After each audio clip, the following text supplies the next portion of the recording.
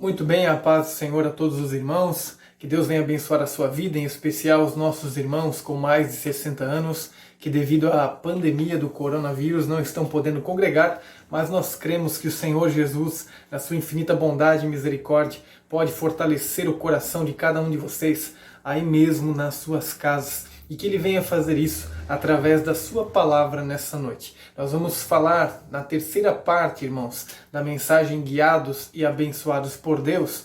Nós vamos falar sobre os conselhos de um velho pastor para termos uma velhice guiada e abençoada por Deus. Conselhos de um velho pastor para uma velhice abençoada e guiada por Deus. Nós já falamos na introdução sobre a questão de tratarmos bem, tratarmos com dignidade aqueles que são mais velhos, aqueles que estão na terceira idade. Precisamos tratar bem, porque a queda ou o avanço de uma cultura, de uma sociedade, pode ser avaliada pela maneira com que se trata os seus idosos. Você lembra dessa colocação? Está lá na introdução desta mensagem. Essa colocação é de Howard Hendricks. Também nós falamos na primeira parte, meus irmãos, nós falamos também sobre uma questão importante que foi as atitudes humanas em relação à velhice. Nós vimos ali também algumas atitudes que partem do nosso coração e não de Deus para nós.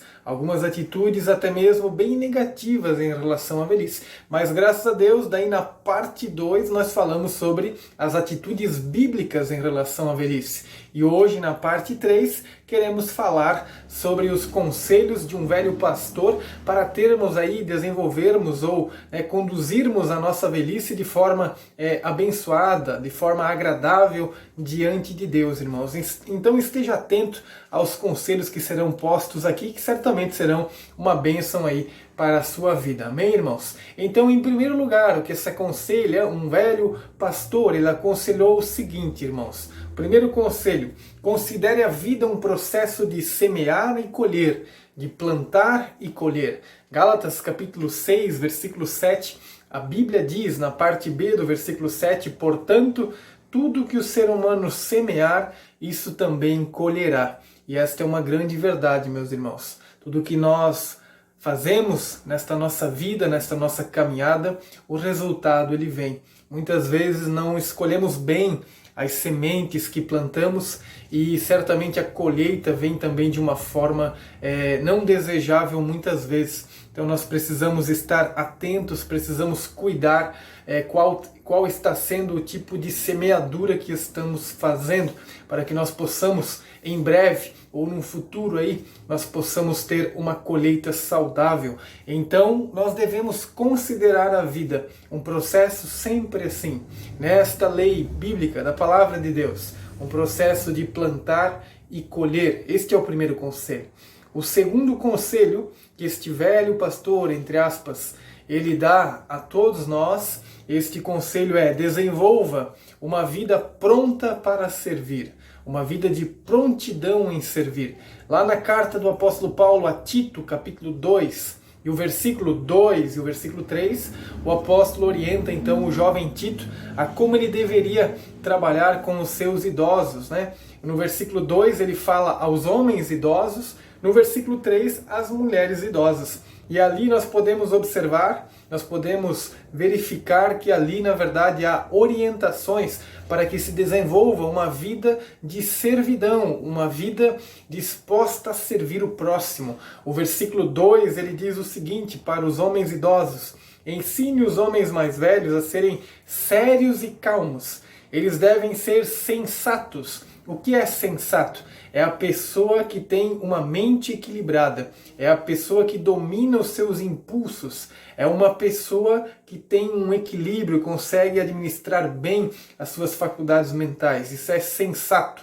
Deve ser sério, calmo, sensato, deve conhecer e crer na verdade e fazer todas as coisas com amor e perseverança. É isso que se espera de um homem na sua velhice, um homem que confia no Senhor Jesus. Isto vai envolver então o servir. Para que ele possa servir bem, ele precisa ter isso. ele precisa ser sério, calmo, sensato, ele precisa amar e crer na verdade, e ele deve fazer tudo então com perseverança, com amor, com cuidado. Também as mulheres idosas, se espera delas também algo importante. O versículo 3 vai falar então para as mulheres, é bem parecido com os homens, mas há algum detalhe a mais. No versículo 3, então, diz às mulheres: ensine as mulheres mais idosas a serem calmas também, calmas, né? E atenciosas em tudo quanto fizerem. Calma e atenciosas. Não devem andar de um lado para o outro falando mal dos outros e nem devem beber demais, e sim ser mestras do bem. Essa expressão é muito bonita. Mestras do bem. Então é necessário que uma mulher idosa, uma mulher cristã, na sua velhice, ela precisa ser uma mulher calma. E é tão bom a calma, né? Evita sérios problemas, né? Uma pessoa irada, uma pessoa descontrolada, ela facilmente arruma problemas para si. Mas uma pessoa calma, tranquila, não significa uma pessoa parada, né? Não significa uma pessoa de braços cruzados, não é isso a calma. Mas é uma pessoa que consegue avaliar bem a situação, ela demora para ficar irada, e isso vai trazer muitos benefícios à vida da pessoa. Ao homem idoso também se espera calma, a mulher idosa também. Calma, ele diz, e também que sejam atenciosas em tudo que forem fazer. Ele diz para não gastarem tempo, né, falando mal dos outros por aí. Era uma necessidade que havia naquela ocasião. Hoje pode também muitas vezes ser assim. E ele diz então que elas não devem beber demais. Era uma situação que acontecia. Possivelmente não seja hoje o caso aqui, mas qual era o perigo ali? Se as mulheres bebessem demais, obviamente não agiriam com sabedoria, cometeriam equívocos nas suas decisões, naquilo que fossem fazer, iriam fazer de forma deturpada, porque estariam embriagadas. Não é possível que não seja certamente o caso das nossas irmãs ouvintes, graças a Deus, mas era uma situação que ocorria aqui. Agora, o que vem a seguir serve para todos nós, para todas as irmãs, para os irmãos. Ele diz para serem mestras do bem, fazerem tudo muito bem feito, com amor, com carinho, com cuidado, com zelo, porque certamente isso vai agradar a Deus. Então desenvolver uma vida de servidão, estar pronto a servir as pessoas, isso vai ser uma bênção, isso vai trazer prazer e satisfação à vida do irmão e da irmã durante aí o seu período da velhice. Além então da questão de plantar e colher, que foi o primeiro conselho, nós temos o segundo então, que é uma vida de serviência, uma vida disposta a servir. E em terceiro lugar, o terceiro conselho que o pastor coloca então: ouça os outros em vez de lhes dar conselhos que talvez não queiram. Isso aqui é interessante, meus irmãos. Tiago, capítulo 1, versículo 19, o Tiago ele diz: queridos irmãos, nunca se esqueçam de que o melhor é ouvir muito, falar pouco e não nos irarmos. O Tiago diz então: ouvir bastante, falar menos e não ficar irado. O Tiago fala aí na sua carta. E este é um conselho de um velho pastor. O conselho de muitas vezes, meus irmãos, muitas vezes o mais importante até mesmo de dar um bom conselho, que também é uma verdade bíblica, também é um ponto importante e necessário. Uma pessoa na sua velhice, ela tem condições de dar um bom conselho porque ela já viveu bastante, mas também muitas vezes não é só o conselho. Na verdade, o que pode às vezes fazer a diferença na vida de uma pessoa é ouvirmos, escutarmos o que ela tem a dizer. E ela vai desabafar, ela vai expor as suas dores, as suas angústias, ela vai expor os seus medos, e ao colocar isso, ao compartilhar isso com você, e você ali com o ouvido atento para ouvir de fato, estando ali realmente de coração e de corpo, você estando com seu ouvido ali atento, você está fazendo um bem enorme àquela pessoa. E às vezes você não vai ter uma resposta pronta, você não vai ter uma solução para dar para a pessoa, você não vai ter o que dizer de repente para ela, mas você ouviu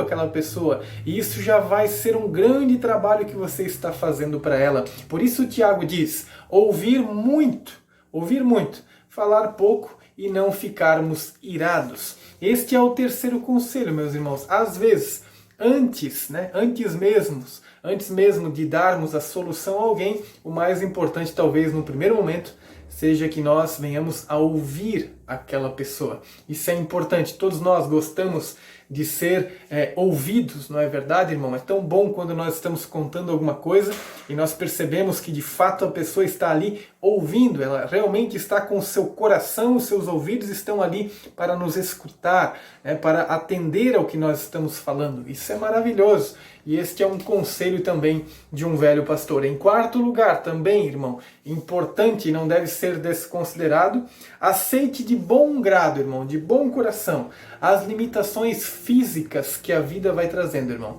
Aceitemos de bom coração as limitações físicas que a vida traz.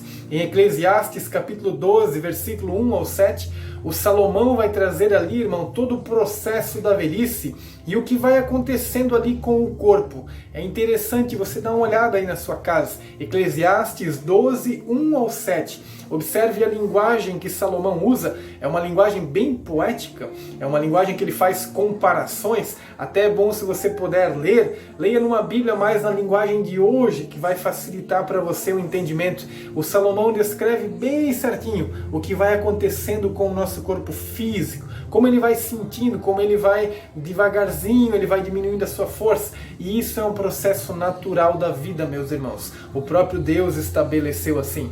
Olha o que diz o Salmo de número 90, o versículo de número 10, um salmo bem conhecido, os irmãos já ouviram esse salmo. Ele diz o seguinte, né? De fato, os dias de nossa vida chegam a 70 anos, ou a 80 para os que têm mais saúde. Entretanto, a maior parte dos anos é de labuta e sofrimento, porquanto a vida passa muito depressa e nós voamos. Essa é a colocação do Salmo aí na linguagem da Bíblia King James atualizada. Ele vai dizer então que aqueles que chegam aí aos 70 anos, no máximo ali 80 muitas vezes, a vida nessa caminhada, na chegada até aquela idade, a pessoa ela vai passando por muitas lutas e cansaços, e o seu corpo vai sendo muitas vezes bombardeado. Ele dá uma média de uma vida comum, 70, 80, é claro que há pessoas que vivem muito mais, mas há pessoas que também chegam a partir muito mais cedo. Então ele trabalha com uma média de 70, 80 anos. E assim é a nossa vida, meus irmãos. Ela é cheia de labuta, ela é cheia muitas vezes de sofrimentos, por isso nós precisamos estar firmes no Senhor e aceitar de bom coração esses desgastes físicos que vão chegando com o tempo. Eu, quando era mais novo, eu tinha cabelo, acredite, houve um dia em que eu tinha cabelo, e hoje em dia eu não tenho mais, né? Não há o que fazer, é natural da nossa vida, né? Claro que há recursos aí técnicos que podem ser feitos, e é bom quem deseja fazer, né? Mas me refiro à naturalidade da vida.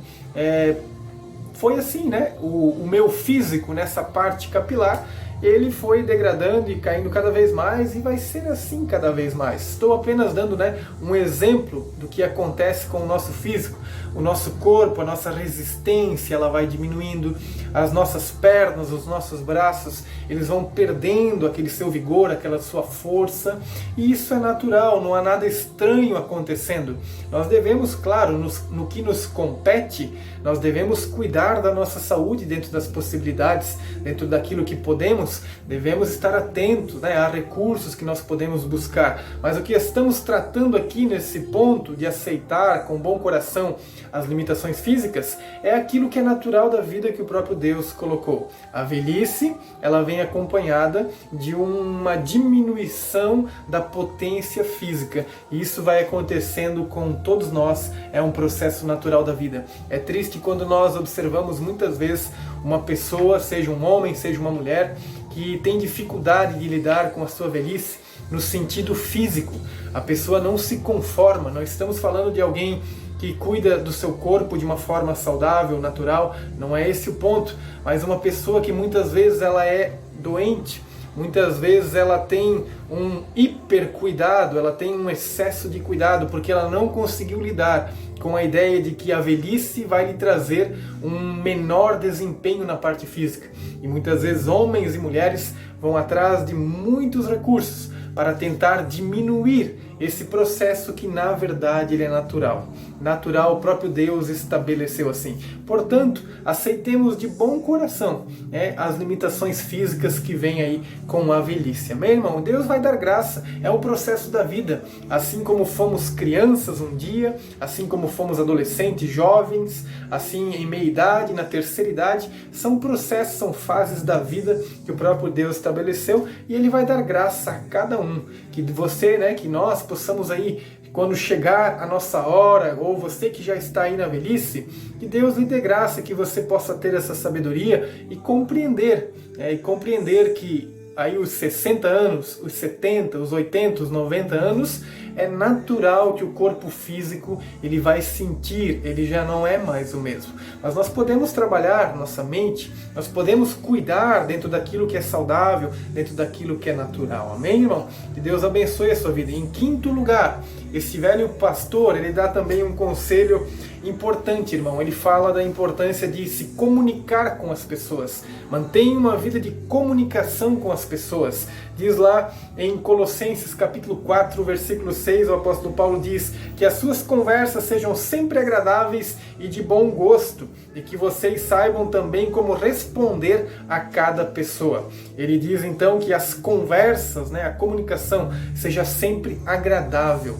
Há um pastor chamado Calvin Gardner, ele define a comunicação, irmãos, da seguinte forma: comunicação é o ato de uma pessoa relatando a uma outra as suas ideias, os seus sentimentos, as suas crenças, as suas sugestões ou até, quem sabe, as suas ordens. Então esse é o processo de comunicação. É quando eu me dirijo a uma outra pessoa e digo a ela algumas situações que fazem parte aí da vida. Eu faço uso de palavras, eu faço uso de expressões, de sinais, eu estou me comunicando. E isso é importante. Não está se falando aqui de oratória, não está se falando aqui de alguém que fala bem em público, não é esse o assunto aqui. Estamos falando da comunicação normal do dia a dia. E esse é um conselho do pastor, que possamos ter uma vida de boa comunicação, que as nossas conversas sejam saudáveis, que as nossas palavras sejam palavras lúcidas, palavras bem colocadas.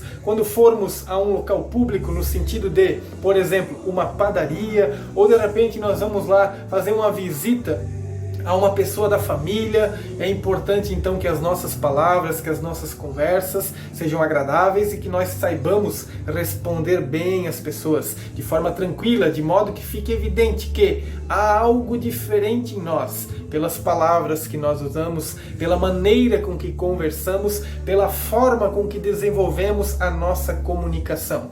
Isso é muito importante, manter essa vida de comunicação. E também, em sexto lugar, meus irmãos, é dado um conselho muito importante, que é o conselho de dar valor ao tempo, dar muito valor ao tempo.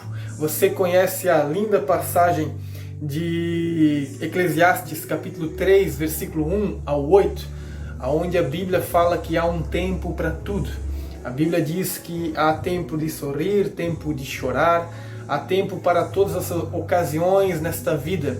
E é cada situação, cada momento, cada fase tem o seu tempo certinho. E nós devemos aproveitar muito bem o nosso tempo também.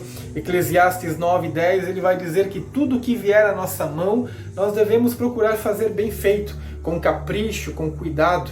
Não é verdade? Porque nós temos que aproveitar essas oportunidades que nós temos. O apóstolo Paulo também disse em uma das suas cartas que nós devemos remir o tempo. Em outra linguagem, essa palavra remir o tempo significa aproveitar cada oportunidade. E de fato, meus irmãos, conforme passa-se os anos, nós vamos vendo como é importante a questão do tempo. Tempo para a nossa família, tempo especialmente para Deus, tempo para os nossos amigos, tempo de fazer as coisas que precisamos para orar, para meditar na palavra de Deus, dar valor ao tempo de modo geral. Isso é muito importante para a nossa vida, em especial a você, querido irmão, que está entrando aí de repente no processo da velhice, você que já tem seus 70, 80, 90 anos, é importante, dê muito valor ao tempo, aproveite cada oportunidade que Deus lhe concede, porque isso é uma dádiva de Deus, isso é um presente de Deus, certamente, irmãos, pode ter certeza. E também ainda, em sétimo lugar, esse pastor ele dá um outro conselho conselho que também é importante, irmão, embora seja às vezes desconsiderado, mas é muito importante. Ele dá o seguinte conselho: ria ou sorria, ria muito, cultive o senso de humor, cultive o bom humor, meu irmão, isso é muito importante. Quando falamos de bom humor, irmãos, nós não estamos nos referindo àquele humor que nós encontramos muitas vezes na mídia, né? Que a televisão muitas vezes mostra, onde as pessoas debocham, por exemplo, de quem é gordo, onde as pessoas debocham de uma pessoa que tem alguma deficiência, onde as pessoas contam ali piadas sujas, piadas que têm um vocabulário antibíblico. Não estamos falando desse humor que ele é carregado de safadeza. Não estamos falando desse humor. E, infelizmente, até muitos cristãos entram por esse caminho, desse humor que na sua essência ele usa-se de atitudes, ele brinca com situações que não são lá muito engraçadas. Esse humor nós precisamos cuidar, esse humor que ele é carregado de uma certa esperteza e até mesmo safadeza, ele pode ser até destrutivo e não cooperar com nada. Agora, um humor cristão, um humor saudável, um humor de quem consegue olhar para as suas debilidades, digamos assim, consegue olhar para si mesmo e consegue rir de situações que muitas vezes ele, ao invés de se desesperar, ele vai olhar para as situações, vai olhar para si e vai conseguir rir daquela situação, mas rir de forma saudável, de forma até mesmo que edifica. E nós, como cristãos, nós temos muitas razões para termos uma vida bem-humorada. Nós rimos das coisas lindas que Deus nos proporciona. Nós conseguimos conservar o nosso senso de humor até mesmo em situações caóticas, muitas vezes, em situações em que não é fácil lidar, nós conseguimos manter o nosso bom humor, a nossa alegria, e isso é muito importante, irmão, muito importante. Como a história daquele senhor que ele, veja só, né, o que é o bom humor e veja o que é alguém que consegue rir até mesmo das suas fraquezas. Aquele senhor que ele já estava bem velhinho e já estava esquecido de algumas coisas, e ele tinha um jipe bem velho, e ele resolveu pegar a sua senhora, a sua esposa, e foram dar uma volta com o jipe. E o jipe começou a falhar, começou a pifar, e morreu ali, apagou o jipezinho deles. E ele então pediu para a esposa ir atrás e empurrar o jipe, para ele ligar e para os dois irem embora de novo, né? Então a esposa foi atrás, começou a empurrar o jipe, tadinha, cansada, e o jipe pegou no tranco e o senhorzinho, com medo que apagasse o jipe, começou a acelerar, e pegou e foi embora com o jipe. E esqueceu da mulher para trás, né? E ele já tinha um problema que ele já estava tendo os esquecimentos. E ele pegou e foi embora, né? E chegou em casa e começou a procurar pela mulher. Não se lembrou o que havia acontecido, né? Começou a procurar pela mulher e dentro de casa e pedia: onde é que tu tá, mulher? Onde é que está a minha esposa? E aí ele já estava meio bravo, ele disse: meu Deus, veja só, a gente sai um pouquinho de casa e a esposa já vai para a rua passear. E ele, indignado e bravo, de repente a esposa entra na porta, cansada, toda suada, tadinha, né, com o seu corpo ali já meio frágil, e o senhorzinho já pensou: é agora que eu vou tirar satisfação dessa situação, onde é que essa mulher estava? E quando ele foi falar com ela, ela falou ainda mais brava com ele. Ela disse: você lembra, né? Quando o jipe morreu, apagou? Você lembra quem empurrou o jipe? E aí então aquele senhorzinho, caiu a ficha dele, que ele tinha esquecido a mulher para trás, né? Tinha deixado a sua esposa lá atrás e foi embora. E esse casal, esse senhor e essa senhora hoje contam essa história, né, para seus amigos, para outras pessoas, e dão risada. Eles conseguem olhar e ver essa situação, né, na perspectiva do bom humor, né? Eles conseguem olhar para essa situação e conseguem dar uma boa risada de toda aquela situação. E isso é muito bom, isso é muito saudável, né? Quem não tem humor, já disse alguém, não tem amor. Perceba que as pessoas que são meio ditadoras, as pessoas que são meio, né, mandonas, ásperas, essas pessoas pouco sorriem, pouco dão risadas. Elas entendem que aquela capa de severidade, aquela capa de robustez ali, aquela impressão, está ligado com alguma espécie de santidade ou algo nesse sentido, porém isso não é verdade. É importante que nós tenhamos uma vida de bom humor, uma vida alegre. Isso não significa que vamos rir de tudo, não significa que vamos achar graça de tudo, pois a vida não é assim. Mas o conselho aqui, meus irmãos, dentro de uma normalidade, dentro do que é saudável, dentro do que edifica, que possamos cultivar sempre o bom humor, que possamos ser pessoas alegres, que possamos ser pessoas que consigam olhar para as nossas dificuldades, para aquilo que muitas vezes nós fazemos e damos ali as nossas pedaladas, como diz, e nós podemos olhar para aquilo e aprender e até mesmo dar risada e compartilhar isso com outras pessoas. Isso certamente vai ser muito saudável e até edificante. Não estamos falando aqui de fazer da vida um circo, obviamente, não é isso. Nós estamos falando de uma pessoa que acha graça de tudo, né? Nós já falamos isso bem no começo desse ponto. Estamos falando daquilo que é saudável, daquilo que é bom, daquilo que edifica, que esse humor nós possamos conservar. Amém, irmãos? Além disso, irmãos, além desse detalhe, né, nós devemos também entender a importância, em último lugar, o conselho de crescer a cada dia, crescer mais espiritualmente. Crescer, avançar espiritualmente, porque conforme vão passando-se os anos, muitas vezes a pessoa pode entrar num estado de dormência espiritual, no sentido que ela pode pensar, não que seja sempre assim, mas pode acontecer da pessoa pensar que não há mais nada novo no Evangelho, não há mais nada que ela possa conhecer a respeito de Deus e da pessoa de Jesus Cristo ou da própria palavra de Deus. E esse estado de dormência, vamos dizer assim, espiritual, ele é muito perigoso, mesmo na velhice. Nós devemos então sempre procurar crescer espiritualmente. Conta-se que um certo homem chamado John Stott é um grande pregador do Evangelho, já é falecido, faleceu ali por volta de 2011, 2013, John Stott, um grande pregador. Conta-se que ele já na sua velhice, né, bem na sua velhice, ele estava sempre no seu quarto, e ele lia muito a palavra de Deus, meditava na palavra de Deus, até porque ele escrevia muitos livros, muitos materiais, e certa vez parece que era 2 horas da manhã, e as pessoas ali da família viram que a luz do quarto dele ainda estava acesa. Percebam, um homem com 80 e poucos anos de idade. Viram que a luz estava acesa às 2 horas da manhã. E então alguém bateu na porta e perguntou se estava tudo bem com John Stott. Ao que ele respondeu o seguinte, irmãos. Ele disse lá na sua velhice, veja bem, ele disse: eu estou procurando na palavra de Deus mandamentos para que eu possa obedecer. Estou procurando na palavra de Deus mandamentos para que eu possa seguir.